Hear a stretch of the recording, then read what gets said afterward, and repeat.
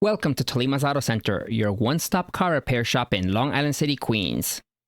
Today, we had a customer coming with a 2013 BMW X5. The car had an issue where the doors were not locking. Experience tells us that it's an electrical issue, so we proceeded to check fuses. Through our probing, we found a blown 15-amp fuse under the passenger side dashboard. This fuse is related to the door lock mechanisms, and upon a little further diagnosing, we found what caused a 15-amp fuse to blow. Inside the driver's side door, there is a short circuit inside the motor for the power locks. This short causes the fuse to blow and it caused to lose power. That's why the locks are not actuating when you hit the lock button.